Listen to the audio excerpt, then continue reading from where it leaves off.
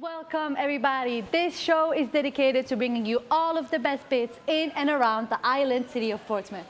We'll show you all the best local stories and the greatest place that you can visit. With us, we have our audience correspondents Helen and Rebecca. We have our weather correspondent Jacob. And our live studio audience.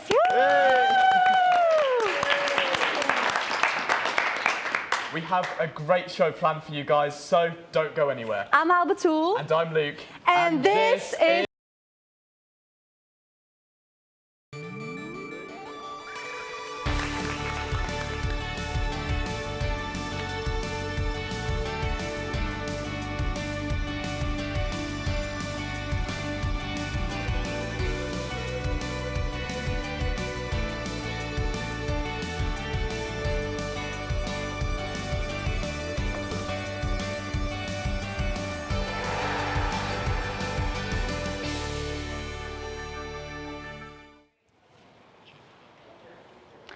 Hello and welcome to This is Portsmouth. We have a great show planned for you.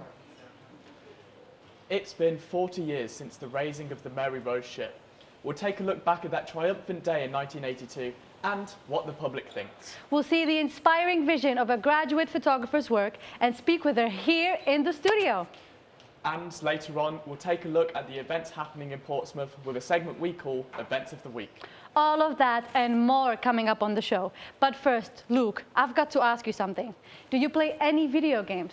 I do a little bit, yeah. I'm into Minecraft, but most recently I've been playing Mario Kart Wii. It's a bit of an old game, but I love the nostalgia. What about you? Oh my God, I used to play that game as well when I was younger, but ever since I joined uni, I don't have any time to play any video games. Well, I think we all know a little bit about video games. But what if I told you that gaming has been taken to a completely different level and is now even considered a sport? Let's take a look.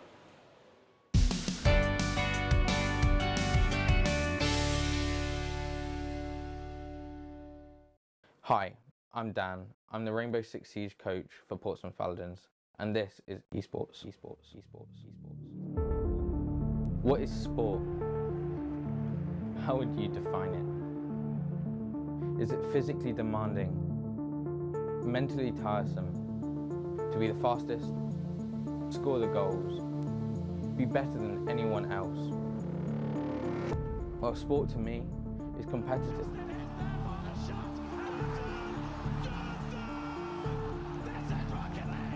To be up to the challenge when the odds are against you.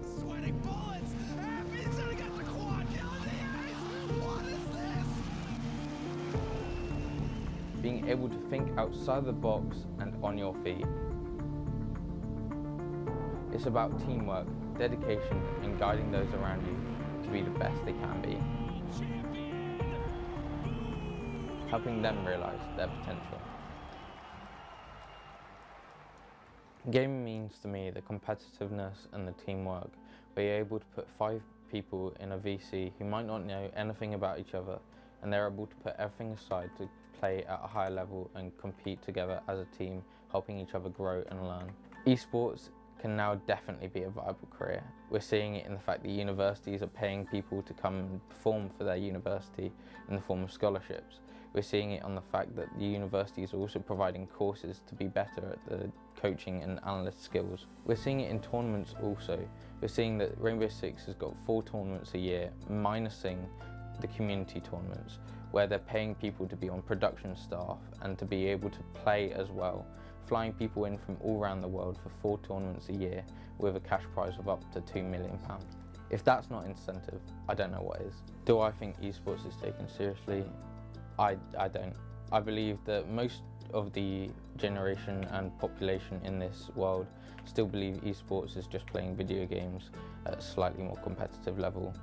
Meanwhile, with the increase in cash prizes, with Dota 2 having a 4 million cash prize and Rainbow Six Siege having 2 million, it now is increasing the traction that actually it is a serious scene.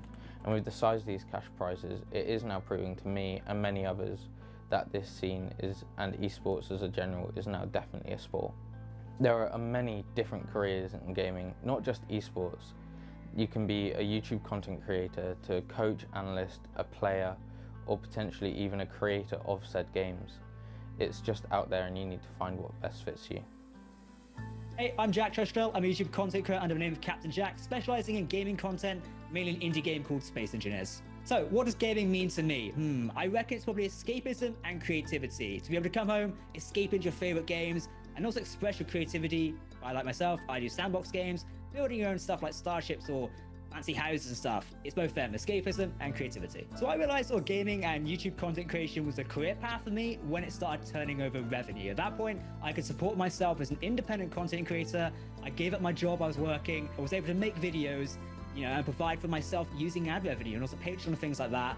And that's when it turned around. Honestly, the benefits of being a YouTube gaming creator brought to me have been amazing. I've traveled to the United States, I've traveled to the Czech Republic and various places. I've met some fantastic people. I've played some amazing games and just had a fantastic time in, having my hobby be a job at the end of the day. Not many people get to say that in life. And at a young age like myself, it's been a fantastic journey to be able to experience all of that.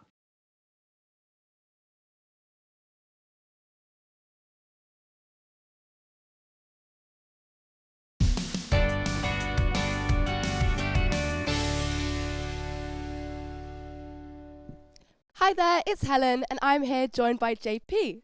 So, JP, tell me, are you a competitive gamer? Yeah, I'd say so. My housemate could say otherwise in terms of me being, let's say, loud. You could argue. So do you think you'd ever join an esports team? Probably not, because I don't have the time and they're a lot more professional than I am, let's say. Fair enough. Back to you guys over in the studio. Thanks for that, Helen. Now, I'm sure we all know that art can take many different forms. You may think of classic paintings or ancient sculptures. But one local photographer who was recently selected for the Graduate Platform Award is taking her art into a personal direction, one that may touch you with your eyes. Let's take a look.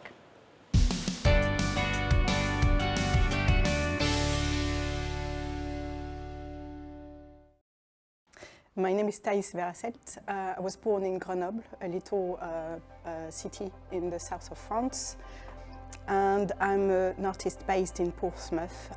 I've completed my graduation this year and I'm moving on to an MA in photography. I was shortlisted by Vicky Fear, who's the curator of Aspects, after showing this work at my graduate show in July this year.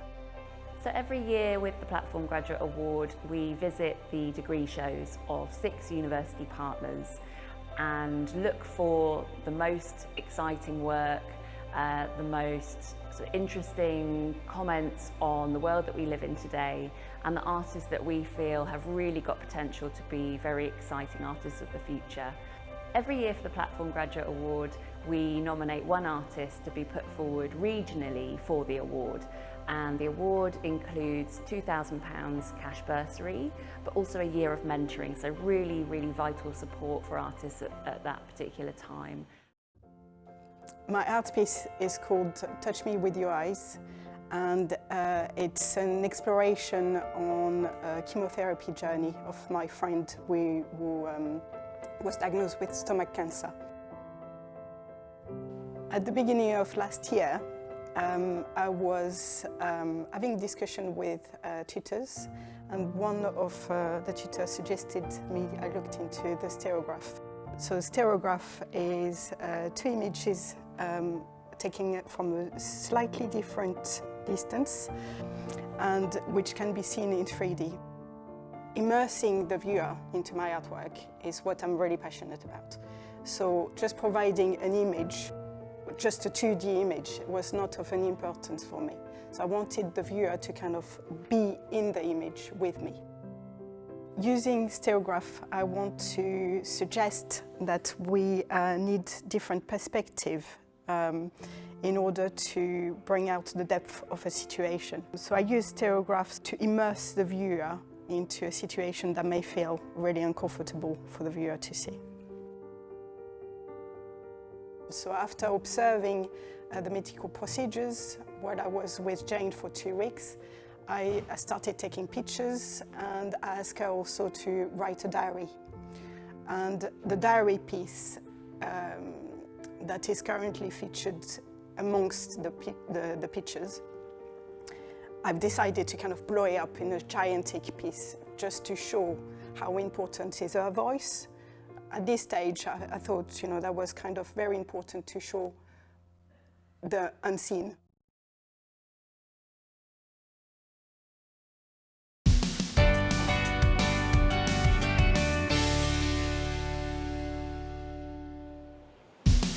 Wow, what an inspiring story. Here to talk more about her work with us, we have photographer and creative producer Thijs Verhasselt.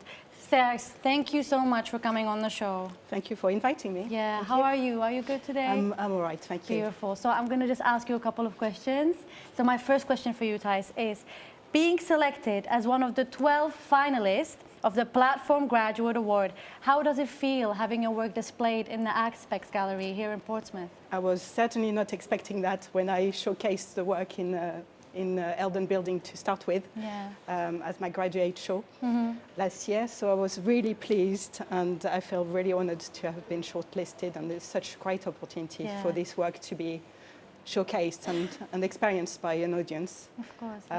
But I'm really grateful for Aspects as well, and the curators who's made, you know, the piece work in this space. So come and visit. Yeah, of course. Was it the first time that your work was displayed like this in a big gallery? Yes. Were you nervous? I was nervous. Yes. I had a small experience, so previous experience in showcasing this graduate work in London as part of the graduate show. Okay. But it's a next step. Of course, and hopefully there'll be much more in the future. Hopefully. Thank you. So my second question for you, Thijs. Now, we know that you're away from home. Where are you from?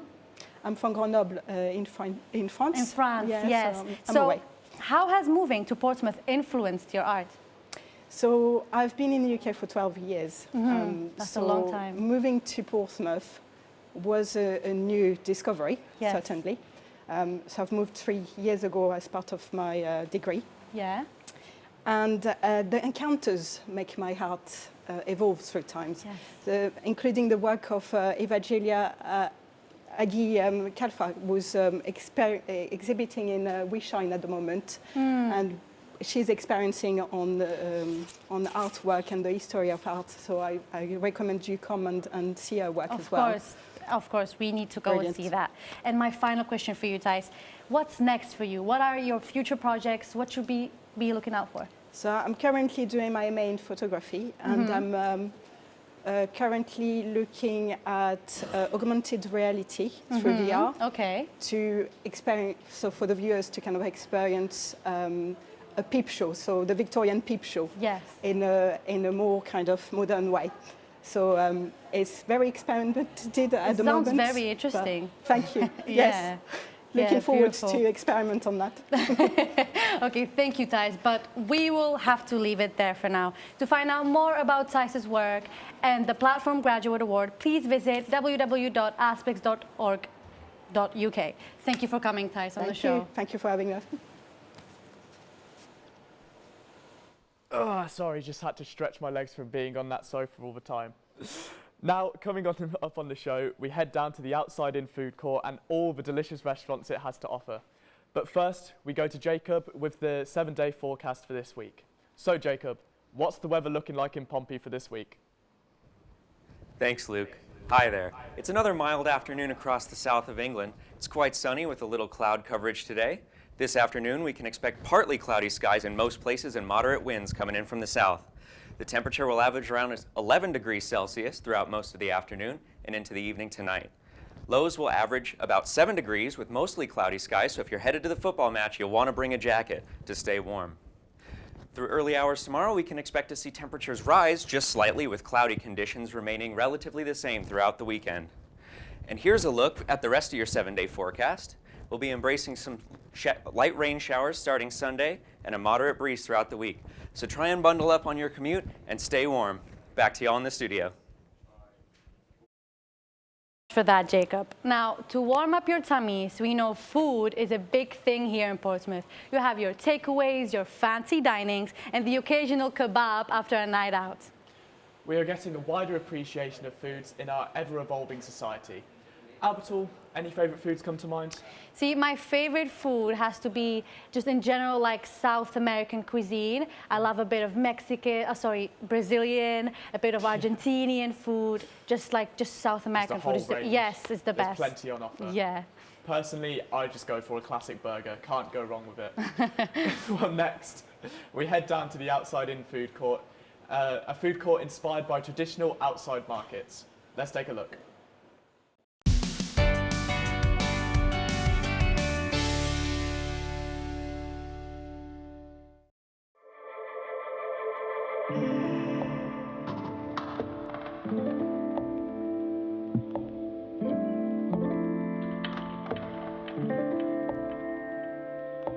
Before Outside In was a thing, this was actually a teacup factory that ended, and then we obviously bought the warehouse and we just did it up into this nice food area where people can come in and, you know, eat and drink and things like that.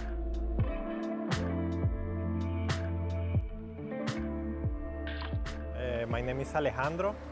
I work in Arepa to Go. We do traditional Venezuelan food. I'm from Caracas, Venezuela. It has been almost 4 years now. We are the first traders who came here. We are part of the first group of vendors. It came from the idea of kind of like market food, but instead of outside, it'll be inside where people can sit and eat and enjoy their food in comfort, instead of outside in, you know, cold like this. I found out about this place when they opened nearly 4 years ago. And I just basically tried to get in because it was a good opportunity. It's a really nice place to spend a couple of hours in. You got music, you got a nice bar, you got a nice drink, really lovely food. All our vendors are from different cultures. So we've got Venezuelan, Greek, Asian, and Italian. So it brings in loads of cultures of different people. But yeah, it's a good environment for just bringing communities together. So yeah, I think Independence Restaurant now, I think people is looking for something more authentic and original. And I think, you know, a lot of people, you know, try to eat healthy as well. So we work with beans, with avocados, and it's fresh food, it's made at the moment. So it's not something that you find everywhere, you know. You need to find these places to basically enjoy that experience.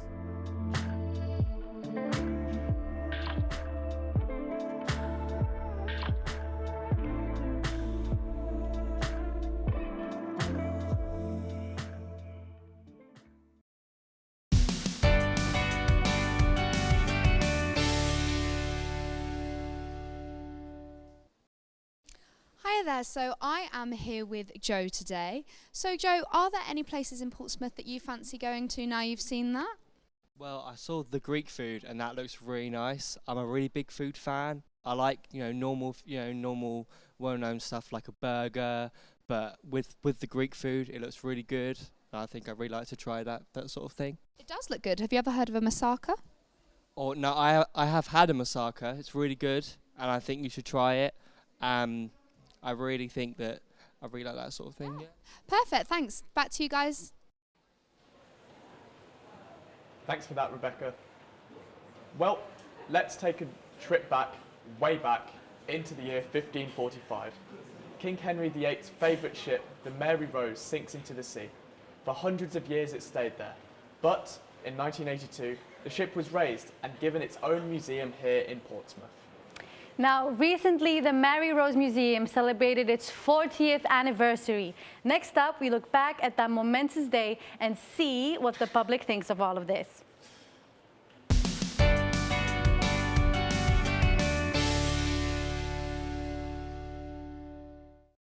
But on this rainy day in October 1982, the Mary Rose broke the surface to the sounds of a celebration. There is the first sight of this flagship of Henry VIII. It's the first time we have seen this in 437 years. What an amazing sight. Built in 1510, the Mary Rose served King Henry VIII loyally for 34 years until July 19, 1545, where it was defending the coast off the invading French forces. And on its 40th anniversary, we're here to talk about whether or not it should have been raised at all. First, I wanted to start by asking our panel to imagine the scenario that 40 years ago, the Mary Rose was not raised. It was not found the years before that. Let's say it's just been found. So what would be different in the steps that followed, and do you think it would happen? I don't know how those people's remains were treated, whether there were any kind of spiritual aspects dealt with when those bones were raised.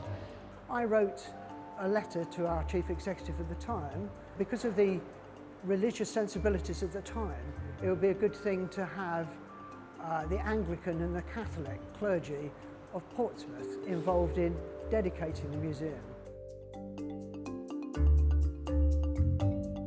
To have left the wreck down there, particularly in the light of the dredging that was carried out for the aircraft carriers, would have been insanity. It would have been lost, it would have gone. You have to remember at the time when the Mary Rose was raised, or when it was found, that our maritime archaeology was completely different. People would find things and take them and put them on their mantelpiece. The reason why the Mary Rose is important is there's so many different things that it's important for that sense of community, for the international things, but also the contribution it's made to naval architecture, to history, to maritime archaeology. We've proved it can be done, and we're groundbreaking in our techniques and research and conservation and everything. So. And if we just brought up the artefacts, I don't think it would have been such a big attraction. That's what the experts thought, but what did the public think? I think it's absolutely fantastic, and I think we need something like this so that people like the school children that have just gone by can see how people lived in those days, how they worked, and what they did. Everything knits together from the past to the present, and it's a fascinating thing, quite apart from the fact that we can see the boat as it was into now.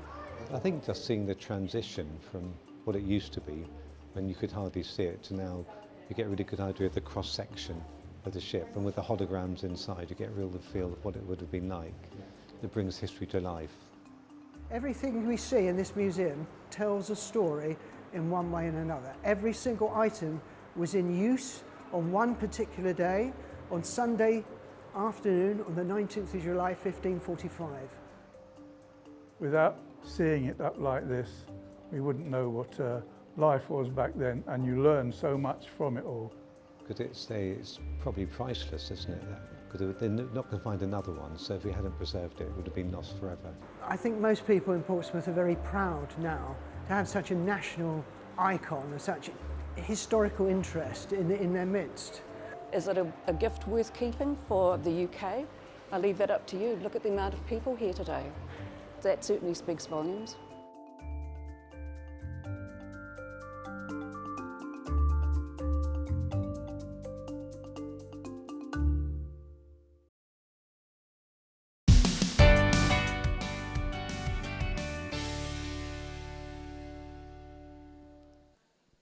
So now I am here with Charlotte. And Charlotte, have you ever heard of or been to the Mary Rose Museum? Well, I have actually, yeah, and I have to say it's absolutely amazing getting to see a piece of history. It's easy to become separated from the past and the present, but having dug up the Mary Rose, it's like a connection between the two, and that for me was amazing. So do you think you'd ever go again? Oh, 100%. I've got a year subscription to the entry, so definitely, and I recommend anyone else to go, definitely. Yeah. Sounds like a good idea. Back over to you guys. Thanks, Helen. Now, there's always exciting activities and exhibits around the city. Let's take a look at a few that you and the whole family can attend with our Events of the Week. We Shine Portsmouth is back for the second year. The art festival runs from now until tomorrow night. It aims to bring interactive artwork to various locations in Portsmouth, and the best thing about it is that it's completely free. Now, I love free. And for the little ones, Crafty Little Toddlers is a fun activity presented by local artist Mrs. Blossom. Her craft workshops allows your children to take home all of the amazing creations that they make. And finally, are those sleigh bells I'm hearing? Because the Portsmouth Christmas Market has returned to Commercial Road. Whether it's mulled wine or picking up a gift, it's a great way to get into the Christmas spirit. Find out more about these and other events by going to www.visitportsmouth.co.uk. Well, we've explored a lot today, from esports stereotypes to the Mary Rose raising, and let's not forget its 40th anniversary this year. To diverse local cuisine and artists exploring their passions. But guys, unfortunately, that's all we have time for today. We would like to give our big thanks to Thijs for coming on the show, Helen and Rebecca, our weather correspondent Jacob, and most importantly to my fellow presenter Luke. Thank you so much. Right back at you. But let's not forget our live studio audience as well, guys. Yes, of course. Woo! Thank you all for watching, and we'll see you all very soon. This is Portsmouth! Woo!